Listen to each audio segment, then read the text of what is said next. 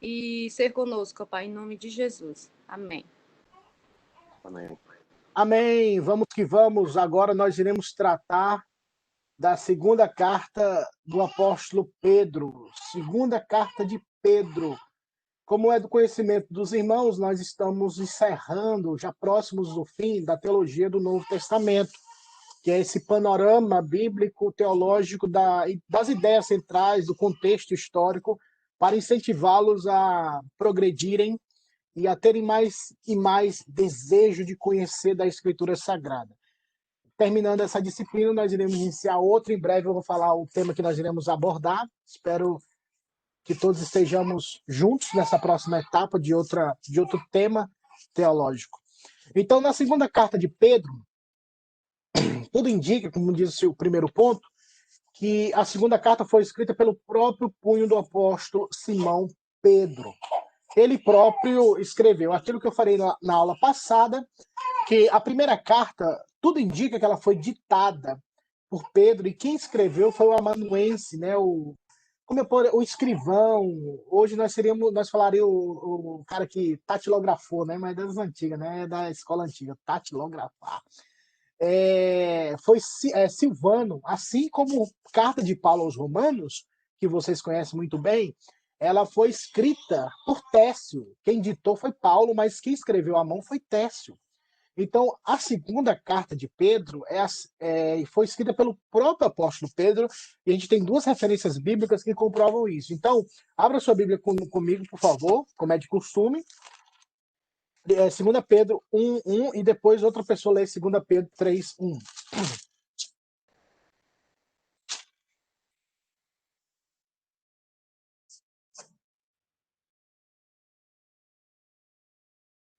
Pedro, quanto? 2 Pedro 1:1 e depois 2 Pedro 3:1. Simão Pedro, servo e apóstolo de Jesus Cristo, aos que conosco obtiveram fé igualmente preciosa na justiça do nosso Deus e Salvador Jesus Cristo. Benção. E agora, 2 Pedro 3:1.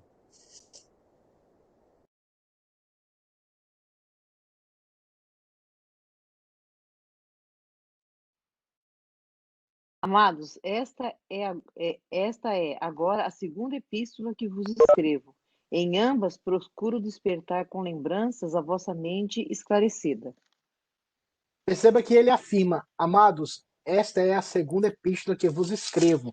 A primeira, no caso, Simão Pedro, ele se apresenta como aquele que é o autor, porque era costume naquela época, assim que você inicia a carta, você se apresenta como aquele que está escrevendo, e os seus destinatários.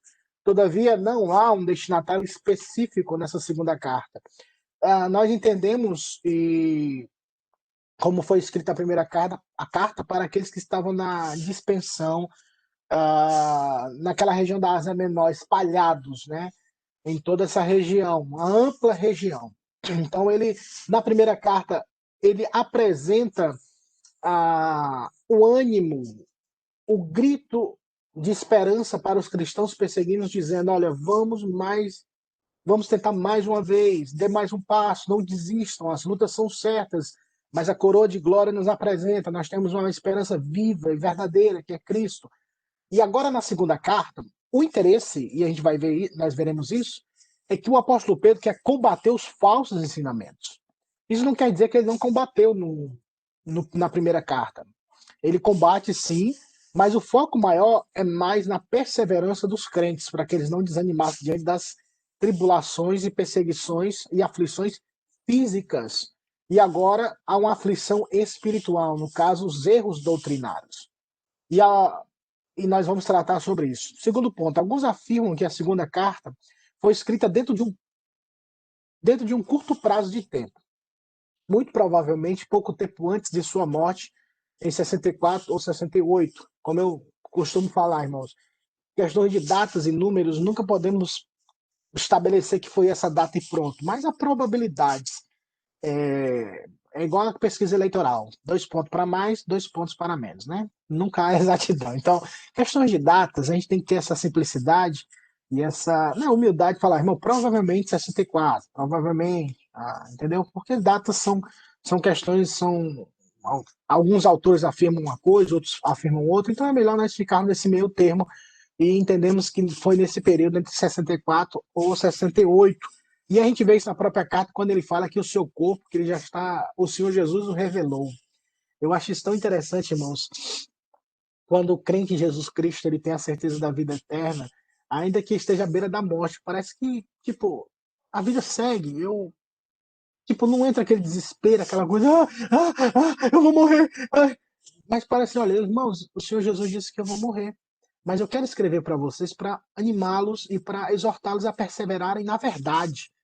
Ele não particulariza a dor dele e fala: vocês nem ligam para mim, eu escrevendo essa carta, seus ingratos, e eu tô morrendo aqui, vocês aí me perturbando, vocês também não trabalham. Não, ele fala: irmãos, eu vou partir. Porque a morte, o crente, irmãos, não é o fim, meu irmão. Nós, como crentes, nós precisamos acreditar nessa verdade, irmão. A gente só crê teoricamente, mas na prática as nossas obras negam isso. Não é o fim, meus irmãos. Nós somos o único povo que temos uma esperança viva e verdadeira e eterna, que é o Senhor Jesus Cristo, a vida após a morte com Ele. Não podemos chegar ao limite do desespero. Nós ficamos atemorizados porque somos pecadores, ainda não somos e nem fomos aperfeiçoados. Mas deve haver um grito de confiança na nossa alma, declarando essa verdade aos nossos corações que não é o fim. Porque o nosso representante, que é Jesus Cristo, ele venceu a morte para nos garantir a vida eterna. Por causa dele, irmãos. Não por causa nossa ou de qualquer pessoa, mas por causa dele. Jesus Cristo que venceu a morte. Hoje nós podemos cantar. Eu posso crer no amanhã. Lembram? Semana passada eu tentei cantar, mas não foi muito bem. Mas, confirmando sua experiência pessoal, Pedro mostra que foi testemunha ocular da majestade de Jesus em sua transfiguração. 2 Pedro, capítulo 1, versículo 16 ao 18. Vamos lá. Segunda carta de Pedro, capítulo 1, versículo 16 ao 18. Porque não vos demos a conhecer o poder e a vinda de nosso Senhor Jesus Cristo, seguindo fábulas engenhosamente inventadas, mas nós mesmos fomos testemunhos oculares da sua majestade.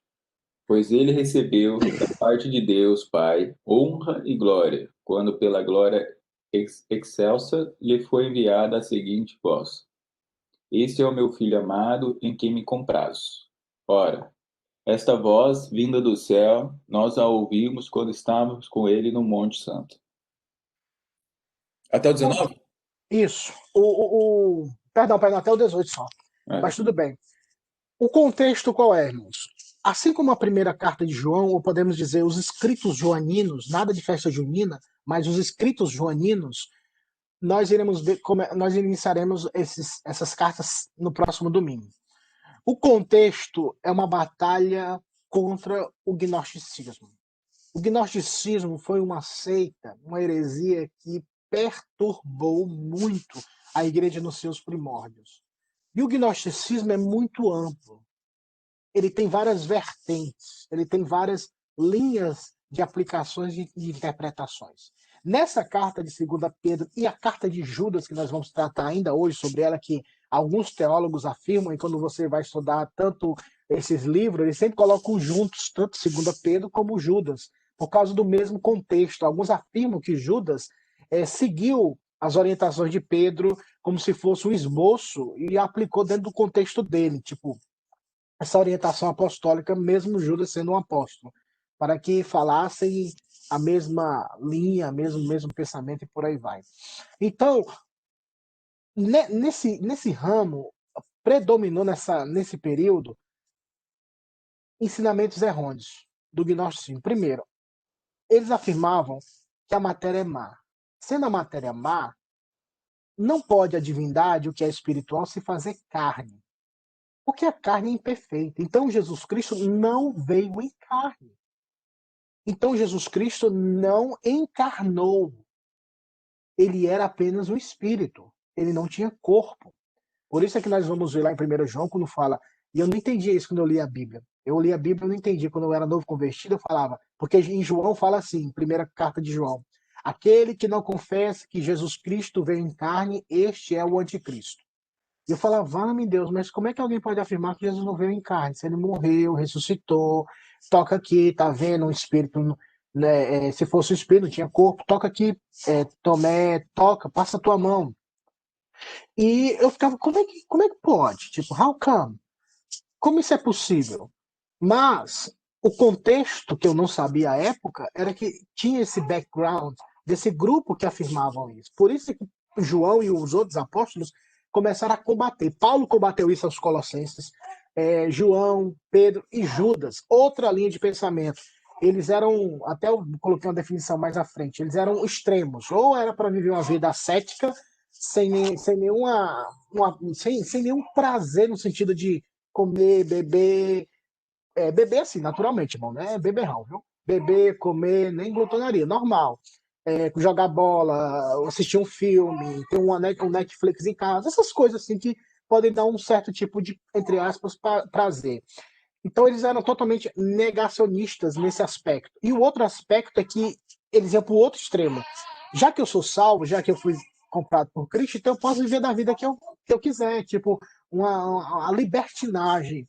Por isso que Paulo, Pedro e outros falam, irmãos, não fostes libertos para dar ocasião à carne, tanto na questão da circuncisão, como na prática pecaminosa. Nós, como calvinistas, nós somos acusados por pessoas de linha mais pentecostal, que se nós afirmamos que uma vez salvo, salvo para sempre, então quer dizer que você pode viver pecando, você está dizendo para mim que você pode viver pecando e você vai para o céu? Toda vida eles falam isso, porque eles acreditam que nós estamos chancelando a vida de promiscuidade, continuar sendo crente e viver a vida de promiscuidade. Mas infelizmente isso se deu, irmãos, pelo contexto, eu vou falar do contexto brasileiro, né?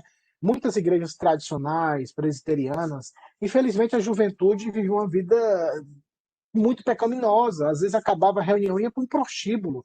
Então era até combinado. Acabou aqui, vamos ali tomar uma, vamos ali se prostituir. Tipo, era algo normal, porque o entendimento era totalmente equivocado. Não é filho de crente, não quer dizer que é salvo. Inevitavelmente você vai ser salvo e viva a vida como quer. Não.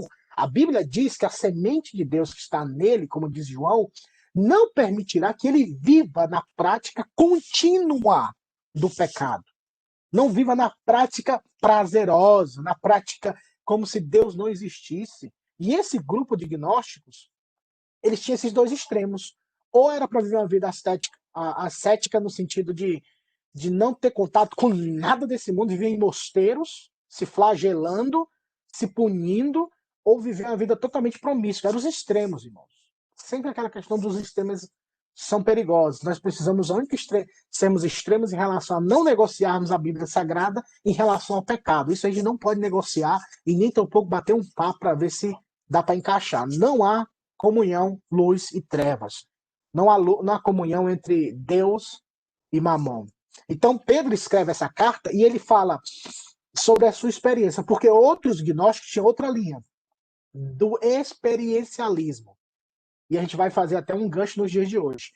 Eles falavam que tinha uma iluminação especial. Eles afirmavam que tinha um conhecimento que foi dado através de uma iluminação especial, e eles tinham um entendimento das verdades de Cristo, da espiritualidade, e isso dava a eles como se fosse gurus espirituais, porque eles tiveram uma experiência espiritual. Então eles foram iluminados, mas essa iluminação, tipo, não tinha base na escritura. Por isso que Pedro, que Daniel leu agora, ele fala da experiência dele, mas lá na frente a gente vê isso mais à frente, ele não foca na experiência. A partir do versículo 19, que a gente vai ler mais à frente, que Daniel até perguntou, mas a gente vai ler mais à frente, ele fala da questão que o que importa é a palavra confirmada, a mensagem de Cristo. É como se Pedro falasse, é igual Paulo, lembram Paulo? Paulo falou assim, eu conheci um homem que subiu aos céus. Mas ali ele só está exemplificando, mostrando, eu também tive experiências. Eu não gosto, eu falar assim, eu não gosto de compartilhar minhas experiências para vocês não ficarem, não criarem um padrão normativo, porque a experiência é pessoal. Você vê que Paulo raramente ele trata sobre isso, mas naquele contexto de 2 Coríntios, é para ele confirmar a autoridade apostólica dele, mas ele não tem esse costume de falar das experiências espirituais que Paulo teve para não estabelecer nenhum caminho doutrinário, como se, ó, aconteceu comigo, vai acontecer com você, e tudo fica subjetivo, nada de seguir Pastor, o isso, padrão objetivo. Pode falar, Daniel. isso daí não é para também para eles não tipo não virarem um ídolo para outras pessoas também? Ou não? Também positivo. Até porque quando você vê uma pessoa que se gaba e fala, olha, Deus fala comigo, ou eu tive tal experiência, o que essa pessoa está querendo? Ela está querendo chancelar a autoridade dela não pela escritura, mas pelas experiências que essa pessoa teve. Aí, contra a questão de experiência, você fala, não, o cara tem 500 anos de fé, então você tem 500 anos de fé, quem sou eu que só tenho 10 anos? Então, claro que eu estou exagerando, irmãos, mas para que vocês entendam que quando você ouvir uma pessoa falando, olha, tipo, ah, se eu falar assim, me escute, eu tenho experiência com Deus, eu posso te confirmar isso. Não, essa pessoa está errada, ela não pode falar, me escute, me escute, porque a palavra de Deus diz isso. A experiência não é minha, a autoridade não é minha, é da Escritura. Por isso que muitas pessoas que não gostam da Escritura ou não conseguem entender a Escritura, elas partem mais para a vida delas do que para a Escritura. Porque nós, como crentes, deveríamos falar assim: está escrito, irmãos. A Escritura diz isso. A palavra diz isso. Nosso linguajar deveria ser esse, não a nossa experiência. Porque a nossa experiência é subjetiva. Ela pode acontecer, como também não. A experiência que Pedro teve. Quem foi que teve dos apóstolos? Pedro, Tiago e João. Quando no Monte da Transfiguração eles viram o Senhor, os demais viram? Não. Então, Deus trabalha de forma individual, porque o nosso Deus é um Deus pessoal. Mas Pedro vira a chave e diz: olha, não é a experiência que tem valor. Eu vou mostrar para vocês que eu tive uma experiência maravilhosa. Mas mesmo essa experiência que eu tive de Deus, Senhor, o que importa é a palavra confirmada através dos profetas e dos apóstolos. É a palavra de Deus. Porque nós podemos ter experiências, irmãos, na oração, quebrantamentos profundos, o próprio Augusto Nicodemos, ele cita algumas vezes, até no livro Batalha Espiritual e algumas palestras, que ele já teve experiência de expulsar demônios. Ele já teve experiências espirituais, mas você vê ele comentando isso várias vezes nas pregações. Quem acompanha ou quem lê os artigos e outros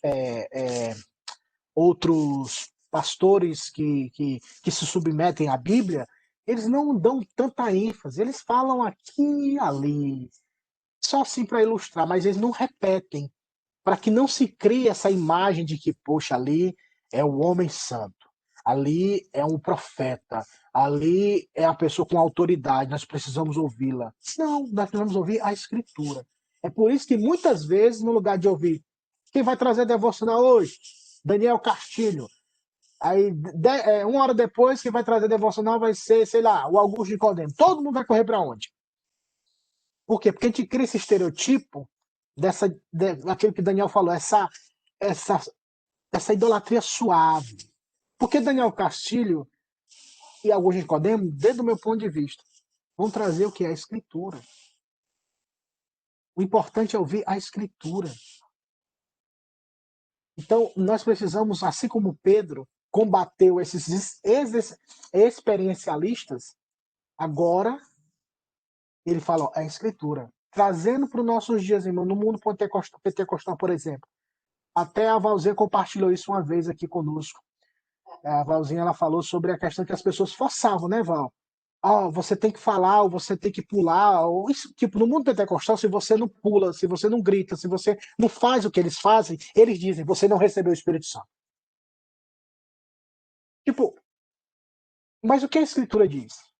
Então eles estabelecem a experiência como base. E a experiência não é base para nada. Porque a experiência é subjetiva. A Escritura Sagrada é que estabelece as experiências. E não as experiências estabelecem a doutrina. Nunca esqueçam disso, irmãos. Experiência não estabelece doutrina. Mas a doutrina bíblica estabelece as experiências. Porque ela que é o medidor, ela é a vara que mede se aquilo procede de Deus ou não. Por isso que o próprio apóstolo João fala: não creais em todo espírito, mas provai, discernir qual o espírito é aquele, segundo o que, irmãos? A Escritura. Não é segundo o que eu penso, o que eu acho, mas é segundo a Escritura. Aí Pedro convoca isso. Esse grupo que está falando que tem iluminação especial, que vive uma vida de dissimulação, eles não têm Escritura porque eles são, tipo, sonhadores, eles imaginam, eles estabelecem o próprio ensinamento através das suas experiências pessoais e querem que todos vivam essas experiências subjetivas. E de experiência é como se fosse drogas, irmãos. Eu quero mais, eu quero mais, eu quero mais. E você não se satisfaz com a escritura. É igual igrejas que vivem de programação em programação, de show em show. No dia que acabam as programações e acabam os shows, os eventos, muitas pessoas saem da igreja. Por quê? Porque a igreja não vive da escritura. A igreja vive de eventos. E quando não tem mais evento como tinha antes, eles vão para outras denominações onde tem mais eventos. Porque é quase que inconsciente. A pessoa se entrega a essas questões mais experimentais, subjetivas. Aí você abre um leque. Pode ser igreja pentecostal, pode ser igreja tradicional, pode ser igreja neopentecostal. Quais as linhas? Assim como Pedro combateu, nós também precisamos combater. Mas não ter por base a nossa autoridade, experiência ou qualquer coisa desse tipo. Podemos compartilhar nossa vida, podemos compartilhar esses momentos maravilhosos, mas nunca colocá-los como base de dizer, escute, ou eu tenho autoridade, ou eu sou um homem de Deus porque eu vivi isso. Não. Homens de Deus são identificados pela palavra do Senhor na boca deles. Lembram-se de Elias e Eliseu, as viúvas, todas as duas falaram, e no caso a Sulamita falou para o seu marido sobre Eliseu. Este homem é um santo homem de Deus, e a palavra do Senhor na boca dele é verdade. Essa frase, desde que eu li pela primeira vez, irmão, isso mexeu muito comigo. Nos meus primeiros dias de crente, quando eu vi essa expressão, quando a Sulamita e a viúva, tanto Elias como Eliseu, as duas, nos dois ministérios, testificaram isso, que eles eram um santo homem de Deus e que a palavra do Senhor na boca deles era verdade. Logo em seguida, Pedro mostra que a autoridade está mais na palavra do que na experiência pessoal. Aí vamos ler 2 Pedro, capítulo 1, 19 ao 21. Agora a gente vai partir para esses textos. Capítulo 1, versículo 19 ao 21. Pessoal, quiser falar, compartilhar, por favor, fique à vontade, viu? Porque senão me empolga, aí eu vou longe.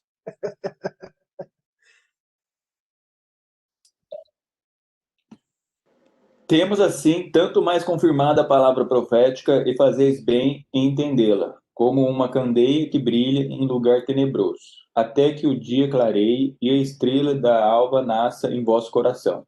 Sabendo primeiramente isso, que nenhuma profecia da Escritura provém da particular elucidação, porque nunca jamais qualquer profecia foi dada por vontade humana. Entretanto, homens falaram da parte de Deus, movidos pelo Espírito Santo. Novamente, ele contrasta a experiência que ele teve, mas ele não se baseia na experiência, mas na escritura, na autoridade da escritura. Pedro ele é bem equilibrado nesse ponto, eu consigo identificar isso. E ele fala que não é uma revelação especial. Não é o que esse grupo afirma, que eles têm uma revelação especial, que eles têm uma iluminação especial que os outros não têm, e eles podem interpretar ou eles podem entender a escritura ou o que Deus quer para a vida de todos. Não é de particular elucidação, não é algo subjetivo, não é algo que parte de mim mesmo, mas é da iluminação do Espírito Santo mostrando a escritura e o entendimento correto dela, porque esta escritura ela não nasceu por vontade humana, ela não nasceu da intenção dos homens, ela é a verbalização, é o verbo que Paulo usou a Timóteo, que a escritura é inspirada por Deus. Tanto Pedro como Paulo dão duas declarações contundentes sobre o valor da escritura. Quando Paulo fala a Timóteo, dizendo que toda a escritura é inspirada por Deus, útil, proveitosa, para repreender, corrigir, exortar o homem de Deus no caminho. E agora também aqui Pedro, fazendo essa declaração tão poderosa que mostra que a autoridade, meus irmãos, está na escritura. Tenhamos essa expressão, esse vernáculo da língua sempre nos nossos lábios. Está escrito. A Bíblia diz isso. Porque quando nós debatemos qualquer assunto, ainda que filosofemos, mas sempre nós traremos, mas a Escritura diz isso. Porque a gente pode entrar em vários debates, mas sempre precisamos ter a expressão em nossos lábios. Está escrito. Lembrem-se da palavra do nosso Senhor Jesus, quando guerreou com o diabo no deserto. 3 vezes o Senhor Jesus disse: está escrito, está escrito, está escrito. E não perdeu tempo batendo boca com Satanás. Ele respondeu Satanás com a Escritura. A Escritura Sagrada é muito mais, muito mais tem muito mais autoridade do que nossas tentativas carnais de contra-argumentação. E olha que Jesus era o Filho de Deus. E em nenhum momento ele falou: ó, sai daqui, moço, sou filho de Deus, tá doido? Você é louco? Ah, transforma pedra em pão. Você é doido? Tu quer me aconselhar? Eu sou a própria sabedoria, lesada. Eu posso fazer o que eu quiser. Não, ele não entrou nesse assunto. Ele falou: ó, está escrito. Ele respondeu com a Escritura. E quando ele respondeu com a Escritura, o diabo, bicho é malandro, irmão. Você tem que ter cuidado. Esse negócio de o bicho é malandro. Aí que é a Escritura, então vou trazer a Escritura, Jesus, para você. Ó, faz isso porque está escrito, viu? Que aos teus anjos dará ordem ao teu respeito para que tu não tropece com o teu pé em pedra alguma. Então ele conhece também a Escritura. O diabo, sempre quando ele entra através do falso ensinamento e através de homens e mulheres cheias de dissimulação, eles sempre vão usar a meia-verdade. Lembrem-se do Jardim do Éden. Tudo, se você olhar para o capítulo 3 de Gênesis, você vai ver a história da humanidade, como o diabo opera, como o diabo introduz um falso ensinamento. Ali sempre foi uma meia-verdade. Deus disse, mas não é isso não, ó. Vocês tal, aí acrescenta algo e apresenta um resultado diferente. Então, por quê? Porque o homem quer ser Deus. Vocês podem ser iguais ao Altíssimo. O que é o prazer? O que é o falso ensinamento? O que é, até no meio religioso, essa falsa espiritualidade, se não a pessoa querer se comportar como aquele que é o sobrinho de Deus, o afilhado de Deus, o Jesus Júnior, aquele que tem um poder, tem autoridade, tem a unção que ninguém tem a eloquência que ninguém tem a sabedoria, entre aspas, que ninguém tem. Então, sempre quer se colocar acima dos demais. Isso é errôneo. É a semente de Satanás conduzindo as pessoas ao engano, porque elas não querem perder a posição que têm. Lembrem-se do texto do Evangelho sempre, meus irmãos. Os fariseus, os saduceus, os religiosos daquela época, eles tinham inveja de Jesus porque eles pensavam, segundo o Evangelho de João, eles pensavam que Jesus queria a posição deles. Então, isso motivava eles a não permitir que Jesus tivesse voz e deveriam eliminá-lo, porque eles pensavam em posição e dinheiro. Jesus pensava em vida eterna e salvação. Então, às vezes, nem sempre as pessoas vão pensar correto de você, viu? Mas continue firme e forte. Continue sendo fiel à Escritura, a Deus, porque o importante é como Deus pensa a nosso respeito. O próprio Senhor passou por isso, irmãos. Não sejamos meninos ao ponto de achar que não vamos sofrer e não aceitarmos. Se o próprio Jesus foi criticado, o próprio Jesus foi entenderam ele errado ou intencionalmente o julgaram, quanto mais nós, irmãos, quanto mais nós. Nós somos orelha seca, irmão. A gente chegou agora. Ele sendo rei, sendo Senhor e Deus, fizeram isso com ele, imagine conosco. Mas a recompensa virá. Como diz o cântico antigo, depois da batalha, me coroará. Deus me coroará. Deus me coroará. Depois da batalha. Na celestial mansão. Só depois. 1 Pedro foi escrita para encorajar seus leitores diante das perseguições. Lembre-se disso. 2 Pedro foi escrita para preveni-los contra falsos mestres. E esses falsos mestres, irmão, não estavam do lado de fora, estavam do lado de dentro. 2 Pedro 2:1, vamos lá. Quem achou, leia, por favor. 2 Pedro 2:1. Assim como no meio do povo surgiram falsos profetas, assim também haverá entre vós falsos mestres, os quais introduzirão dissimuladamente heresias destruidoras, até o ponto de renegarem ao soberano Senhor que os resgatou, trazendo sobre si mesmo repentina destruição. Vejam o perigo, irmãos. Não é de fora, é de dentro. Ele usa o exemplo da nação de Israel e ele usa também o exemplo agora dentro da igreja. Isso me faz lembrar o texto de Paulo lá em Atos, capítulo 20, com certeza vocês já leram, quando ele se despede da igreja de Éfeso e abraça os presbíteros, se despedindo de uma vez por todas, porque Paulo iria morrer, ele sabia disso. E Paulo fala assim: eu sei que depois da minha partida entrarão no rebanho lobos vorazes, destruirão o rebanho. Aí ele se dirige aos presbíteros, que são os pastores da igreja também. Os presbíteros são pastores, guardiões da verdade, e devem levantar a bandeira do evangelho sempre, para não acontecer do erro doutrinário. E Paulo falou: cuidem do rebanho de Deus, assim como o próprio Deus os constituiu, porque Paulo estava partindo. Então, os presbíteros deveriam lutar por esse rebanho, lutar para que o erro doutrinário não entrasse, porque entrando o erro doutrinário, a conduta, proceder, será também errôneo, e, consequentemente a isso, trará condenação e perdição, e não haverá mais a igreja se autodestruirá, porque o falso ensinamento, como disse Paulo, um pouco de fermento é levedado a toda a massa, ou seja, um pouquinho de falso ensinamento vai proliferando e fazendo com que o erro e a conduta também seja errada. Ô, pastor Jeff, e esse versículo aqui é como se Paulo estivesse escrevendo para o contexto que a gente está vivendo agora também, né? Por isso é que temos que sempre fazer essa perspectiva, Val, entender o contexto que ele foi escrito e aplicar para os dias de hoje. Isso pode ser aplicado? Com certeza.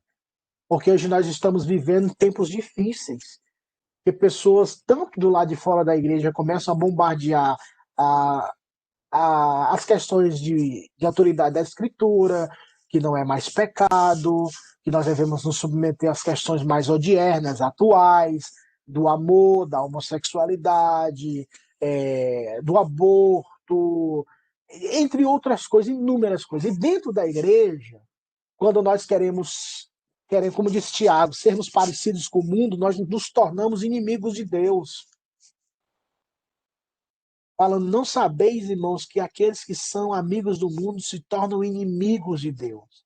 Então, quando nós queremos continuar dentro da igreja e amando o mundo, nós queremos reverter talvez as posições bíblicas para se adequar ao mundo.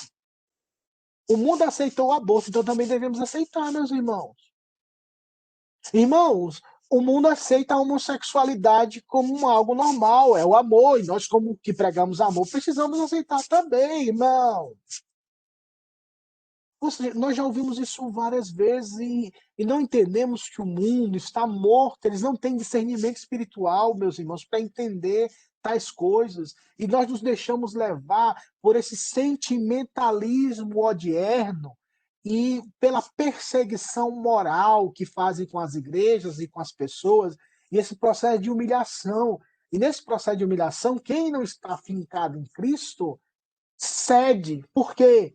Porque não quer ser desprezado. É a questão da semente. Ela caiu entre as pedras, mas sufocou através das questões do mundo. Vem e sufoca, os espinhos sufocam o crescimento e ela morre. Por quê? Porque não é uma semente que foi plantada em boa terra. Então, meus irmãos, estejamos preparados. Não para responder, vai para o inferno, não sei o que e tal, mas responder biblicamente. A autoridade é da Bíblia. Igual um amigo meu lá em Brasília evangelizando uma pessoa que tinha prática homossexual, e ele falando: você não gosta de mim, não? Eu falei: não é eu que gosto, é a Bíblia que é contra você, meu amigo. Olha só o que a Escritura diz. Porque você não particulariza. Você fala: a Escritura diz isso, é o próprio Deus, você deixa ela e Deus para resolver esse negócio. Você fala: mas a Escritura, o próprio Deus diz isso. Olha só o que a Bíblia diz. Olha só o que a Bíblia diz. Mas olha só o que Deus tem para você. Olha só o perdão. Olha só a vida. Você faz isso por causa da influência do pecado que escraviza, cega, engana. E tenhamos a Bíblia como esse referencial, como essa vacina, a Bíblia. Pastor, isso que você está falando é muito, realmente, né? Principalmente agora, nesses tempos que a gente está vivendo hoje, né? Estão querendo contestar exatamente, né? A veracidade da Bíblia, né? Dizendo que a Bíblia está muito antiga, né? E o mundo, eu acho que eles vão chegar num tempo em que eles vão tentar impedir que as Bíblias sejam vendidas, sejam lidas em público, né? Então, realmente, a Bíblia vai ter que estar aqui, ó, na nossa boca, porque vai ter tempo que eu acho que a gente não vai poder nem carregar a Bíblia mais, né? Isso é E está verdade. caminhando para isso, né, pastor? Ou até mesmo, irmã Sandra, como Satanás é malicioso, e eu tenho observado também isso em vocês também, ele tem pegado talvez pessoas dentro do nosso meio que estão interpretando a Bíblia do jeito deles, se adequando aos padrões do mundo. Então eles vão falar, tá vendo? O caminho certo é o que esse líder fala. Amor, entendeu? Respeito. Se a pessoa quer abortar, deixa. É a decisão dela. É amor, porque ela tem o corpo dela. O homossexualismo são duas pessoas se amando do mesmo sexo. Olha o beijo na boca. Olha as mãos dadas. E tem igrejas lá em São Paulo, tem a comunidade, esqueci o nome da comunidade, que quem é a líder lá era uma pregadora da Assembleia de Deus chamada Lana Holder. E ela era pregadora, aquela coisa toda, e ela tinha saído dessa realidade. Depois, segundo ela, descobriu que Deus a criou dessa forma, então ela não poderia lutar contra isso. Por isso que ela sempre caía nesse pecado da homossexualidade, porque ela foi criada dessa forma, então ela entendeu que ela foi criada assim, dessa forma. Então ela se aceitou. Ela se aceitando, ela casou com outra mulher e hoje ela é pastora, junto com a esposa dela, o esposo, sei lá, o esposo, a esposa, não sei o que é o macho e fêmea, mas fizeram uma reportagem e eles vão pregar, sabe onde? Na passeata gay. Nos movimentos LGBT, eles pregam lá, mas não é para como mudar de vida, é para dizer, ó, Deus te aceita como você é. O pecado é quando você tem seu parceiro, a sua parceira e você trai. Mas o amor não é pecado. Se você ama outro do mesmo sexo, não é pecado. O pecado é quando você casa. Vamos supor, ela é casada. Se ela trair a companheira dela, aí sim é pecado. Mas enquanto tiver o casamento do mesmo sexo e permanecer, não é pecado. Então, olha só a deturpação teológica e filmar a igreja dela lotada. Pessoas de mão dada cantando Não há Deus maior, e todo mundo chorando com a mão levantada. Você pensa que está na igreja normal.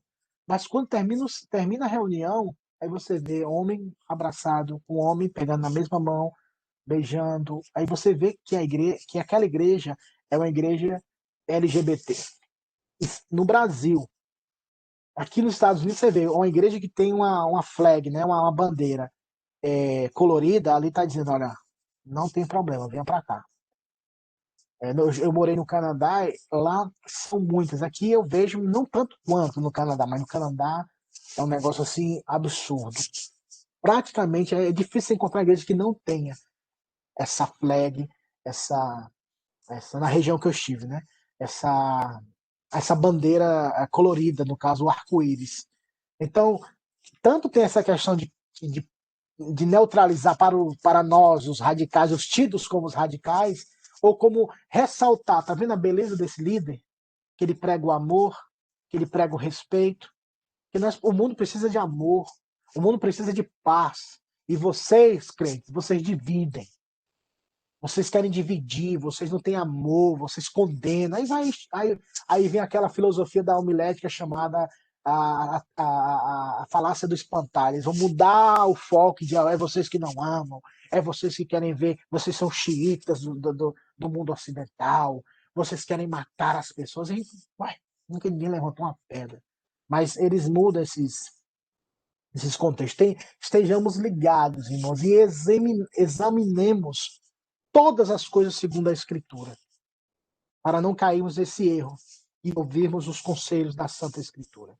Mas, pastor, como que você acha que nós, como cristãos, né, você acha que a gente tem que ser mais incisivo na pregação da palavra, mais contundente na palavra, na pregação da palavra? O que que você acha que está faltando hoje para os cristãos, realmente aqueles que são verdadeiramente os eleitos de Deus?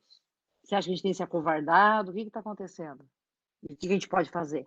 Eu acredito que nós não estamos confessando a autoridade da Escritura como deveríamos. Quando nós confessarmos e proclamarmos essa verdade como deveríamos, sem entrar em guerras pessoais, mas a proclamação da verdade. E, consequentemente a isso, nossa boca, nossa vida sempre promulgará e proclamará essa verdade. O problema é que nós não temos a Escritura como deveríamos ter na nossa vida. Nós não falamos da Escritura como deveríamos falar. Nós não citamos a Escritura como deveríamos citar. Isso de forma geral. Nós estamos muito acuados, muito no nosso mundinho. E a gente acha que esse mundinho, que é um quintal dos crentes, o quintalzinho, que é o nosso mundo. E a gente tem que romper essas barreiras e alcançar as pessoas com a mensagem do Evangelho no trabalho e citar o Evangelho. Nós achamos que citar o Evangelho só é dentro da igreja, na hora do culto.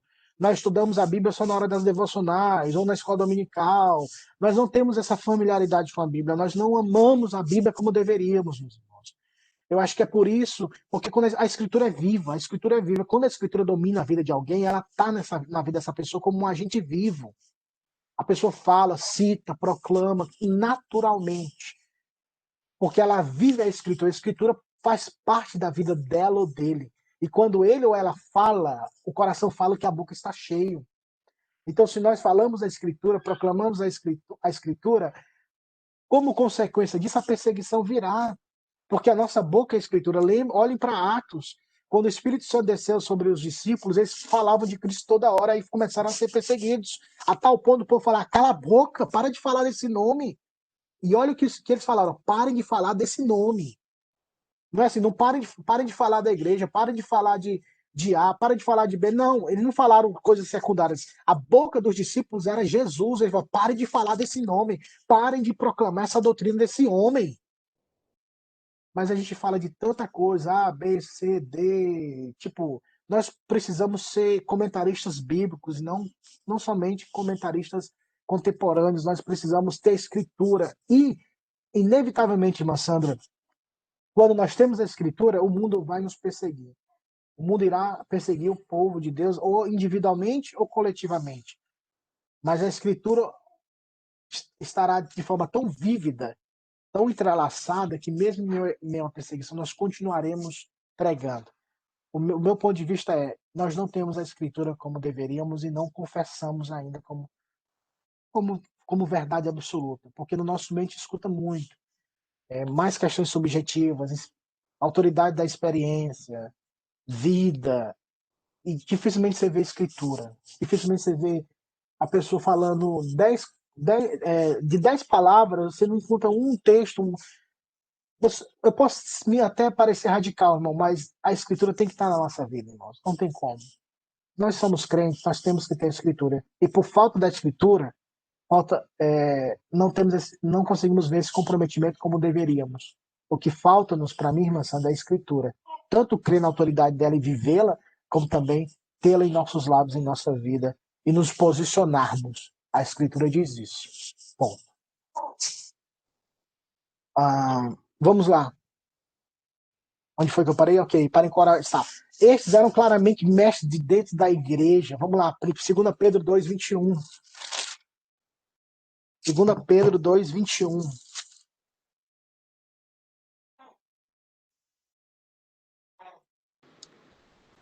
Pois melhor lhes... desculpa, pode ir.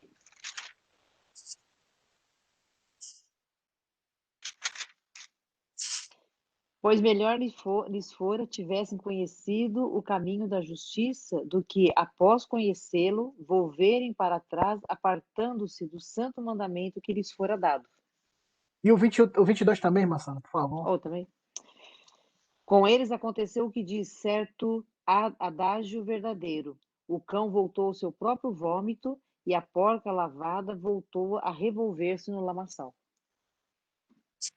Esse grupo de pessoas que, como o Pedro fala, era bom que nem tivesse nem entrado nesse meio, ou ter presenciado, porque isso será motivo também de juízo, porque eles ouviram, porque eles presenciaram, mas eles não eram ovelhas verdadeiras. Eu gosto muito de um pastor batista lá de Fortaleza, ele é calvinista, ele defende esse ponto.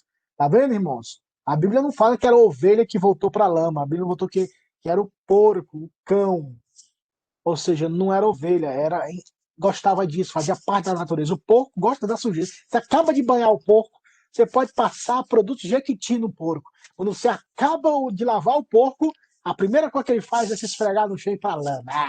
Eu gosto disso. Por quê? Porque não transformou a natureza dele. Não é uma ovelha. É o porco. Porco é porco. O porco continuou sendo porco. Quando o porco voltou, ele comeu a lavagem. Ou seja, não era ovelha. não teve salvação. Esse é um grande problema também, irmãos. Os frutos, o proceder, a conduta mostra se somos salvos ou não. Sempre olhe a conduta, irmãos, o proceder. E tem uma observação ampla. Não só um ponto, que às vezes você pode estar no dia ruim, não está bem, entendeu? Aí não julgue, mas veja de forma ampla, 6 meses, 1 ano, observe. Observe a longo prazo. Porque no final de semana, numa semana, todo mundo pode ser santo. Mas depois que você começa a conviver, você começa a observar algumas coisas. Não estou falando de perfeição, mas eu estou falando de pessoas que foram redimidas, que querem Cristo, que querem Jesus, que não apoiam e não abraçam o falso ensinamento, mas querem o Senhor Jesus. Mas se a pessoa, você observa que ela não está nem aí, vive a vida como se Deus não existisse, passa o dia, não fala no nome de Deus, nem para dizer obrigado na hora do almoço, ou dar pelo menos um bom dia, Jesus, quando acorda, ou boa noite, Senhor, nessa noite. Se a pessoa não faz isso, meus irmãos, é pouco provável que essa pessoa tenha conhecido o Senhor. Porque quando conhecemos o Senhor verdadeiramente, irmãos, nossa vida muda e ele se torna o maior amor da nossa vida. Isso para combater um grupo que crescia no meio da igreja, os gnósticos. Nós já lemos esse texto ainda não, né? Então vamos lá. Olha só a descrição que Pedro faz desse grupo. 2 Pedro 2, do 17 ao 19.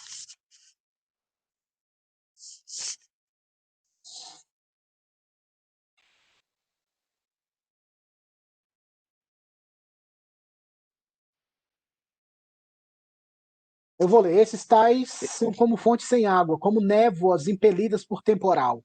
Para eles está reservada a negridão das trevas, porquanto, proferindo palavras jactanciosas de vaidade, engodam com paixões carnais por suas libertinagens aqueles que estavam prestes a fugir dos que andam no erro, prometendo-lhes liberdade, quando eles mesmos são escravos da corrupção. Pois aquele que é vencido fica escravo do vencedor. O que eu acho interessante é Pedro, sempre aqui, eles vão dar ar de superioridade. Sempre, sempre, sempre, sempre. Falsos profetas sempre darão ar de superioridade em todos os aspectos. Conhecimento, espiritualidade, essas pessoas sempre querem se mostrar que são superiores, porque se você se mostrar que é superior, a pessoa que está embaixo ela não vai querer se levantar, porque eu não consigo alcançar esse conhecimento, não. A pessoa fala, e olha o texto que ele fala, jactanciosamente, ou seja, vaidosamente, de forma orgulhosa, soberba, de vaidade, ou seja, palavras, tipo quando você vê um debate que você encontra, sei lá, um professor muito culto, o cara fala tão bonito, você fala, vala, meu Deus do céu. Tem 10 palavras que ele falou aqui, 8 eu não entendo nada. Aí você fica baixinho, porque você vê que a pessoa tem um nível mais alto, mas o interesse que essa pessoa tem é de te colocar para baixo mesmo. Porque não tem a necessidade de usar esse vernáculo, esse conjunto de palavras tão técnicas num contexto simples. Num contexto onde, no caso aqui, a igreja, olha o contexto de Pedro, eram pessoas simples. Por isso que Paulo falou, muitos de vocês que fazem parte hoje, vocês não foram salvos no meio dos poderosos. Vocês são simples. Paulo falou isso lá em 1 Coríntios 2 e 1. Vejam que a vossa vocação não tem muitos poderosos ou muitos ricos. E também não quero fazer apologia à ignorância, em ser sempre ignorante, não entender, não estudar. Mas quando a pessoa chega com esse contexto de palavras tão técnico, tão STF, quem já viu um debate do STF, você vê que não dá para entender nada do que aqueles caras falam, né? Mas, no contexto da igreja, ainda que você use alguns termos, mas você pode usar sinônimos para que a pessoa possa chegar à compreensão. Por exemplo, eu gosto muito do pastor Hernandes, que ele usa palavras difíceis, mas ele dá duas ou três sinônimos para você entender. Por exemplo, você não pode ufanar-se, você não pode jactanciar-se, você não pode orgulhar-se. Então, você entendeu? Talvez orgulhar-se. Então, jactanciar-se, ufanar-se é sinônimo de se orgulhar. Como ele usou aqui o termo, jactanciosos da vaidade, ou seja, pessoas que são soberbamente vaidosos, com palavras. Então, esse contexto, Pedro está dizendo, esse povo aí só quer enganar, eles se apresentam como pessoas conhecedoras de tais fatos, mas eles engodam com paixões carnais, eles eram libertinos, a prática da imoralidade no meio do povo de Deus, por suas libertinagens, práticas carnais, aqueles que estavam prestes a fugir dos que andam no erro, prometendo-lhes liberdade, eles prometem isso, mas como é que eles vão prometer a liberdade se eles são escravos? Esse é o grupo que estava no meio da igreja, os gnósticos. Esse grupo que pregava essa libertinagem. Como eu falei, esse grupo tinha várias vertentes, várias linhas de pensamento. E esses grupos se dividiam, no contexto de 1ª e 2ª Pedro, esse grupo da libertinagem que negava a volta do Senhor. Está claro que eles declaravam haverem alcançado a verdadeira liberdade. Somos livres. Essa declaração que eu coloquei entre aspas, eu peguei de um estudo que exemplificando sobre o gnosticismo. O gnosticismo antigo se movia com várias direções. 2 delas eram, nesse contexto, ou para controle ascético dos apetites, ou para liberdade antinominiana. E os oponentes de Pedro seguiram a segunda corrente. Uma de suas heresias doutrinárias básicas era a negação da parousia, a terminologia grega para o retorno de Cristo.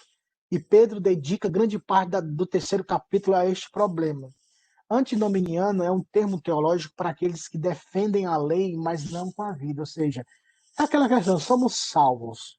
Então, podemos ver do jeito que nós quisermos. A lei, eles focalizam na lei, mas a conduta deles não casa, não se harmoniza com aquilo que eles falam. Foi o que Pedro denunciou. Palavras bonitas, mas são cheios de libertinagem e eles vivem essa prática sexual. E os ascéticos são aquele povo que vive mais nos mosteiros, né? Como eu falei, isso é pecado, sei lá, assistir um filme é pecado, jogar bola é pecado e por aí vai, né? Os irmãos aqui que são mais antigos lembram disso, né? Antigamente bateria era pecado, oficina G3 quando surgiu na igreja o Novo Som, podia ver o capeta, mas a oficina G3 o Novo Som era coisa do diabo. Então, tinha até um irmão que exagerou tanto nessa subjetividade que ele dizia que o Oficina G3, que é uma banda evangélica, tipo de rock e gospel, na época, não sei se ainda existe essa banda, ele falando, tá vendo, irmão? A Oficina G3 é do diabo. Por quê? Porque oficina significa lugar de trabalho, certo? Certo. Onde você prepara as coisas e por aí vai, beleza. E o G é de Gênesis. E o 3 é de Gênesis 3, onde o diabo derrubou as pessoas, irmãos. Então, esse grupo de roqueiro veio para derrubar o povo de Deus. É a oficina do diabo. Falei, mas a criatividade desse povo é algo assim impressionante, viu? Então, esse era um grupo, mas como eu falei, esse grupo se estendia muito, dependendo da posição, do entendimento deles, como a gente vai ver lá depois nas cartas joaninas, deles negarem a encarnação de Cristo. Pedro, para se contrapor aos falsos ensinos, coloca uma ênfase forte, uma forte ênfase sobre os apóstolos como portadores da verdade. 2 Pedro 3:2. Vamos lá? Rapidinho. 2 Pedro 3:2, vai terminar pelo menos 1 Pedro. Estava pensando em dar mas não vai dar tempo, não. Tá. Para que vos recordeis das palavras que anteriormente foram ditas pelos santos profetas, bem como o mandamento do Senhor e Salvador, ensinado pelos apóstolos. Isso. Sempre a autoridade apostólica, não a autoridade da iluminação, da subjetividade. Refutando a declaração dos gnósticos de que eles têm um novo acesso à verdade divina, a verdade divina. E aí eu errei ali, mas depois a gente lê e ajeita isso aí. 2 Pedro enfatiza a importância e primazia da norma da verdade apostólica, as escrituras. Isso porque muitos na igreja se afastaram da verdade e propagaram doutrinas heréticas, contaminando o caminho da verdade. 2:2, 1 Pedro 2:2, só um verso.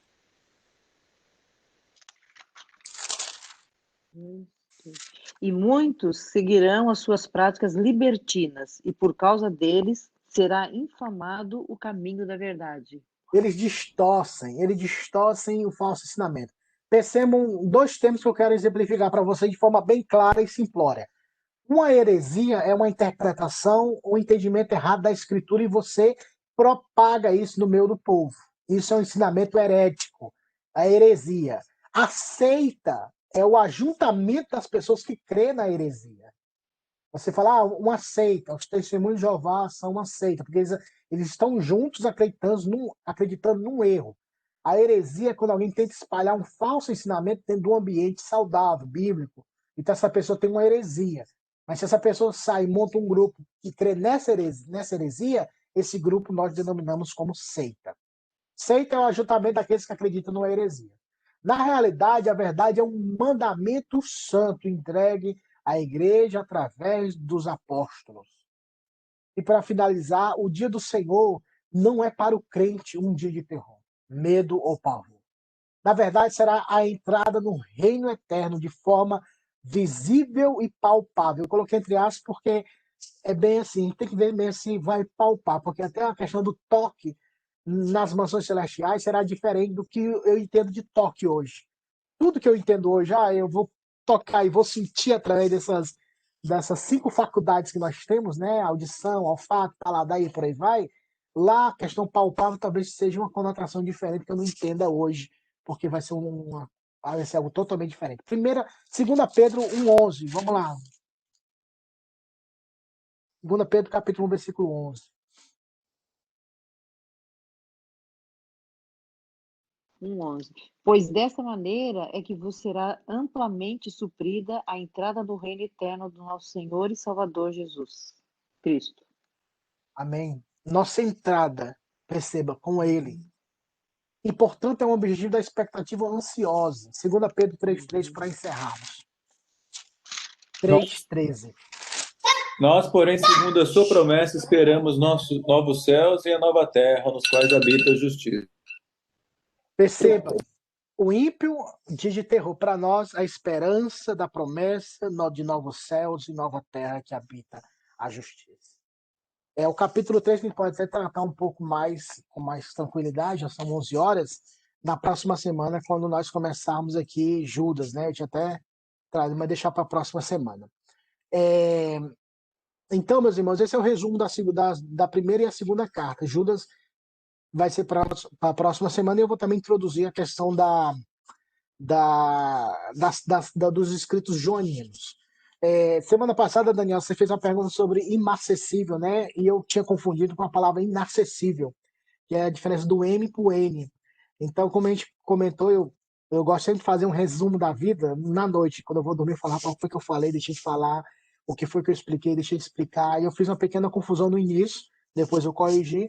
E acessível é algo que, por ser tão glorioso, não se deterioriza, não murcha, não se perde, não perde o valor. Inacessível é a questão de você não. O acesso a isso é impossível. Mas com Cristo, um exemplo bíblico, é possível. Então, é igual a palavra inundar e imundar. Uma vez eu fiz um artigo e eu troquei essas palavras, meu professor falou, você quer colocar o mundo aonde mesmo? Porque eu troquei o N pelo M. Quando fala inundar é tipo encharcar, espalhar. Agora, imundar é trazer o mundo para uma... Eu fiz isso num artigo teológico. Então, eu me lembrei disso, Daniel, e falei, não, semana que vem eu vou esclarecer.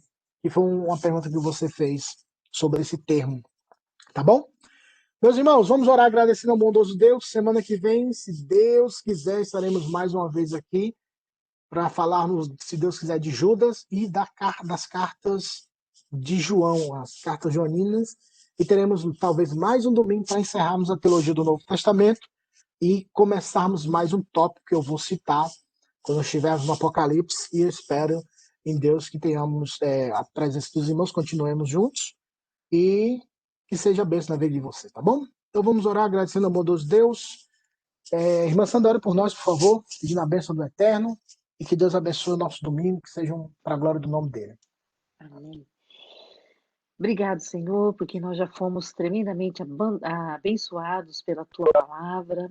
Obrigado a Deus, porque concordamos que a Tua palavra é inerrante, que a tua palavra é lâmpada para os nossos pés. Então, ó Pai, nos ajuda, nos conduzimos pela tua palavra, temos sempre a tua palavra pronta nos nossos lábios, no nosso coração, para nós podermos responder, ó Deus, com brandura, com mansidão, aqueles que questionam acerca da nossa fé.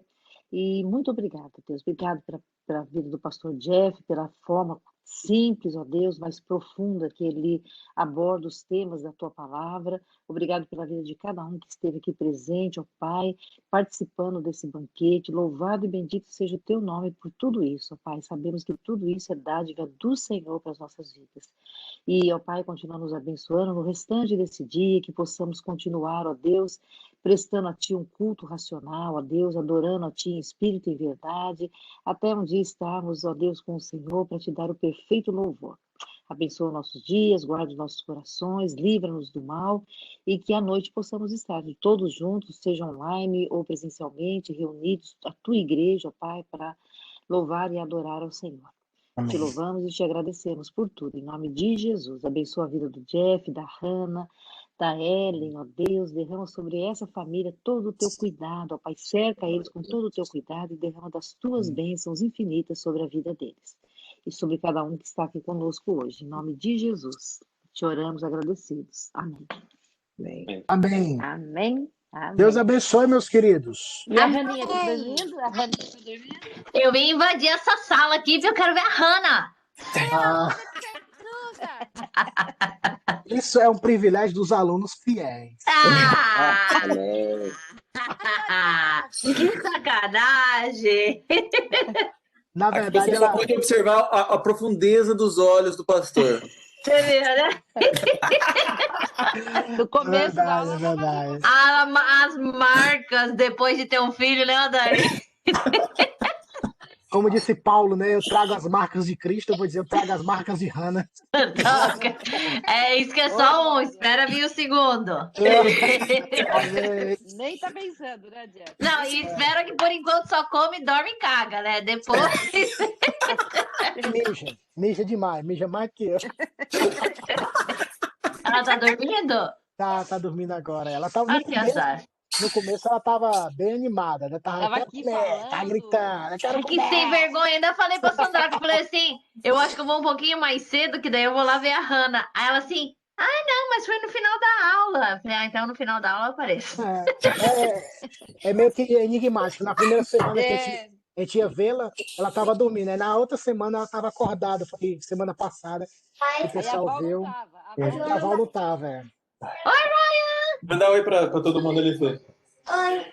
Oi? Ô, Ryan, o Benjamin tem uma coisa pra você. Você vai no culto hoje? Vai.